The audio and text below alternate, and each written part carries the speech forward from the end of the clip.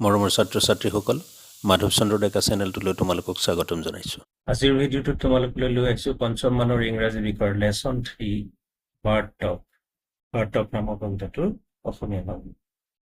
আমি অসমীয়া ভাষণলৈ যোৱাৰ আগতে চাওঁ আহোঁচোন। প্ৰথমে সচৰাচৰ দেখি থকা চৰাইৰ ছবি দিছে আৰু আমি এই চৰাইকেইটাৰ ইংৰাজী নামবোৰ জানিব লাগে। সেইকাৰণে বাৰ্ড টক পাঠটোৰ তলতে দিয়া হৈছে name the following common birds. প্ৰথমে পাৰৰ ছবি দিয়া আছে।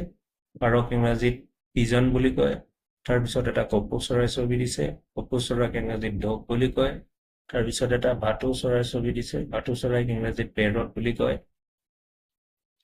তাৰপিছত ঘনচিৰিকা বা ঘৰচিৰিকাৰ ছবি দিছে। ঘনচিৰিকাক স্পেৰো বুলি কয় ইংৰাজীত। আৰু ময়ূৰ বা মৰা চৰাইক ইংৰাজীত পিকক বুলি কয়। এতিয়া কোৱা আছে let's talk.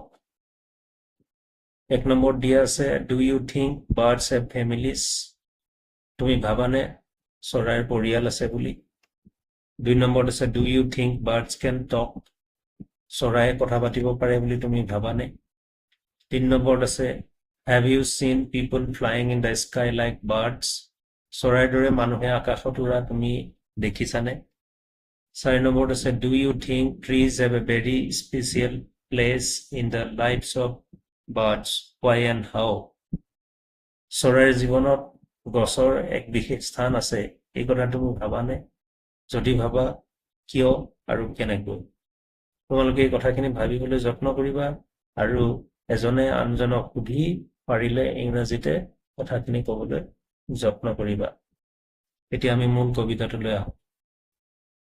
Let's find out what the two birds Robin and Jay are talking about।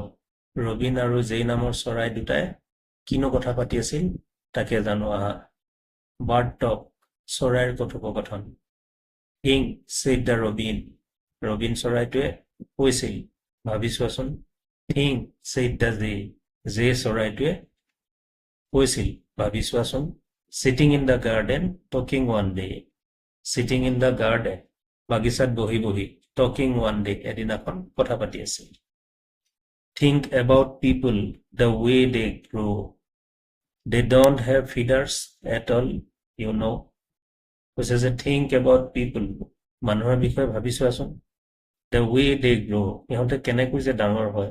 They don't have feathers সিহঁতৰ পাখি নাই।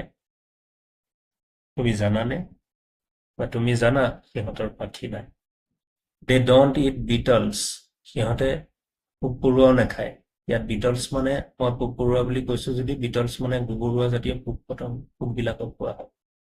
They don't grow wings সিহঁতৰ দেউকাও নাথাকে বা সিহঁতৰ দেউকাও নহয়। They don't like sitting on wires and things সিহঁতে তাৰ আৰু বস্তু বহিবও নাজানে। চৰাইয়ে নিজকে মানুহৰ লগত তুলনা কৰিছে আৰু কৈছে যে মানুহবিলাক যে কেনেকৈ ডাঙৰ হয়। সিহঁতৰ পাখিও নাথাকে, দেউকাও নাথাকে, সিহঁতে পোক পৰুৱাও নাখায় আৰু সিহঁতে তাৰ বা অন্যান্য বস্তু বহিবও নোৱাৰে। তাৰপিছত কৈছে think said the robin. Robin চৰাইটোৱে কৈছিলে ভাবি চোৱাচোন। থিংক ছেইড দ্য জে চৰাইটোৱে কৈছিলে ভাবি চোৱাচোন। Are not people funny to be that way. এনেকৈ বাৰু মানুহবিলাকক আমোদজনক নালাগেনে। দুইটা চৰাই কথা পাতি এনেদৰে বাগিচাত বহি বহি কথা পাতি আছিল। এই কবিতাটো লিখিছিল এলিন ফিচাৰে। আজিৰ ভিডিঅ'টো তোমালোকলৈ ইমানকে লৈ আহিলো। পৰৱৰ্তী ভিডিঅ'বোৰ চাই থাকিবা। মই এই পাঠটোৰ প্ৰশ্নোত্তৰসমূহ তোমালোকৰ বাবে লৈ আহিম। আশা কৰোঁ তোমালোকে চেনেলটি শ্বেয়াৰ কৰিবা আৰু ছাবস্ক্ৰাইব কৰিবা।